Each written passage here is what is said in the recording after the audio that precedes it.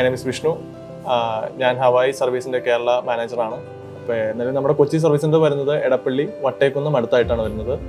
നമുക്കിവിടെ നിലവിൽ 20ഓളം സ്റ്റാഫുകളുണ്ട്. നമ്മുടെ ഒരു പ്രൊസീജിയേഴ്സ് എങ്ങനെയെന്ന് പറഞ്ഞാൽ കസ്റ്റമേഴ്സിൻ്റെ റിക്വയർമെൻറ്റ്സ് അനുസരിച്ച് അവർ നമ്മളെ വിളിച്ച് നമ്മൾ അവർക്കൊരു ഡേറ്റ് ഷെഡ്യൂൾ കൊടുത്ത് ആ ഡേറ്റിൽ നമ്മൾ അവരുടെ സർവീസ് അറ്റംപ്റ്റ് ചെയ്യുകയും സ്റ്റാർട്ട് ചെയ്യുകയും പറഞ്ഞ ഡേറ്റിൽ തന്നെ നമ്മളൊരു സർവീസ് മാക്സിമൈസ് ചെയ്ത് അവർക്ക് വേണ്ട അപ്ഡേറ്റ്സ് വേണ്ട സമയങ്ങളിൽ കൊടുത്ത് അത് പൂർത്തീകരിക്കാൻ നമ്മൾ മാക്സിമം നോക്കാറുണ്ട്. അതുപോലെ തന്നെ നമ്മൾ മാക്സിമം അത് ഫിനിഷ് ചെയ്യാറുണ്ട്.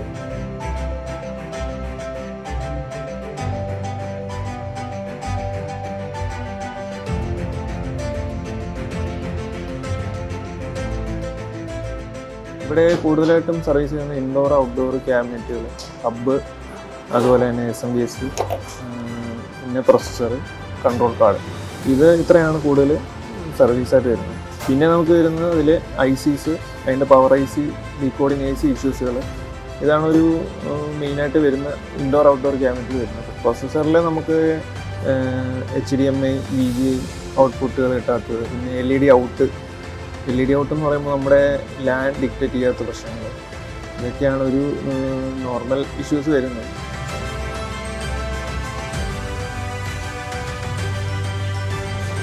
കേരളത്തിൽ തന്നെ ഇപ്പോൾ 3 ബ്രാഞ്ചസ് ഉണ്ട്. Kochi main branch, plus Calicut, അതുപോലെ ട്രിവാൻഡ്രം. തമിഴ്നാട് നോക്കുകയാണെങ്കിൽ ചെന്നൈ ആൻഡ് കോയമ്പത്തൂർ, ബാംഗ്ലൂരും, അതുപോലെ ഹൈദരാബാദ്, പിന്നെ മുംബൈ.